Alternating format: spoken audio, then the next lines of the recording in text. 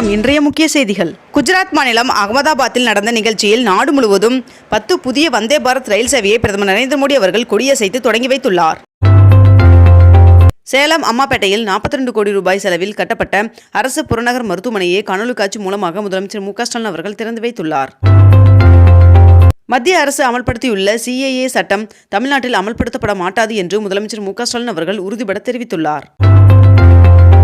பழனியில் உலகம் முருகன் மாநாடு வரும் ஜூன் அல்லது ஜூலை மாதம் நடைபெறும் என்று அமைச்சர் சேகர்பாபு அவர்கள் தெரிவித்துள்ளார்.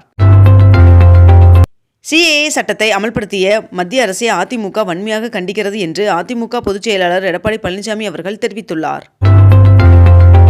மத்திய அரசு கொண்டு வந்துள்ள குடியுரிமை திருத்த சட்டமான CAA-வுக்கு தமிழக வெற்றிக் கழகத்தின் தலைவர் விஜய் அவர்கள் எதிர்ப்பு தெரிவித்துள்ளார்.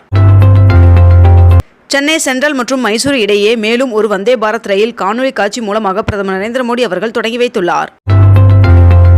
நாடாளுமன்ற தேர்தலில் இந்திய கம்யூனிஸ்ட் கட்சியானது நாகப்பட்டினம் மற்றும் திருப்பூர் ஆகிய தொகுதிகளில் போட்டியிடுவதென இன்று உடன்பாடு ஏற்பட்டுள்ளது.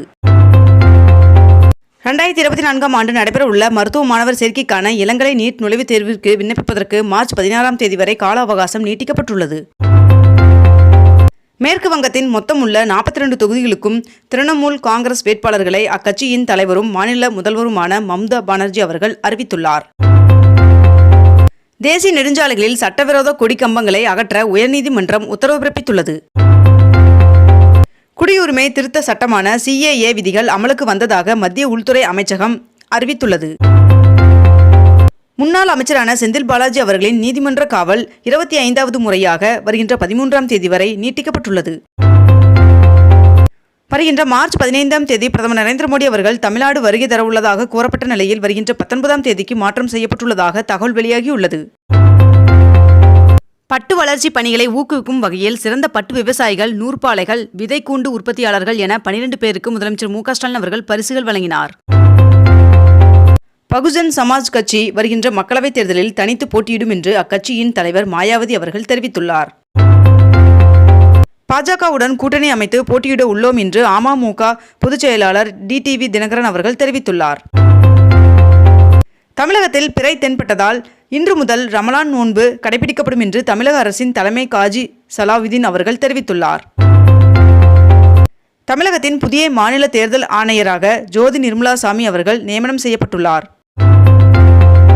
சொத்துக்குவிப்பு வழக்கில் முன்னாள் அமைச்சர் பொன்முடி அவர்களுக்கு நீதிமன்றத்தால் விதிக்கப்பட்ட சிறை தண்டனையை உச்சநீதிமன்றம் நிறுத்தி வைத்துள்ளது. இதனால் பொன்முடி அவர்கள் மீண்டும் MLA-வாக தொடர வாய்ப்புள்ளதாக தகவல் வெளியாகியுள்ளது.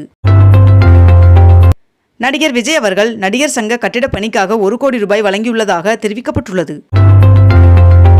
தவேக உறுப்பினர் சேர்க்கைக்கு புதிய ஏற்பாடாக கிராமங்களில் நேரடியாக சென்று மக்களை சந்திக்க திட்டமிடப்பட்டுள்ளதாக தகவல் வெளியாகியுள்ளது. தேனி மாவட்ட ஆட்சியர் அலுவலகத்தில் இன்று காலை 10 மணி முதல் பிற்பகல் 1 மணி வரை மாற்றுத்திறனாளிகள் சிறப்பு குறைதீர் கூட்டம் நடைபெற உள்ளதாக தெரிவிக்கப்பட்டுள்ளது. தேர்தல் பத்திர விவரங்களை இன்றைக்குள் வெளியிட வேண்டும் என்று SBI வங்கிகளுக்கு உச்சநீதிமன்றம் உத்தரவிட்டுள்ளது. 100 மாணவர்களுக்கு மேல் பயிலும் அரசு தொடக்கப் பள்ளிகளில் ஒவ்வொரு பாடத்திற்கும் தலா ஒரு ஆசிரியை நியமிக்க பள்ளிக்கல்வித்துறை உத்தரவிட்டுள்ளது.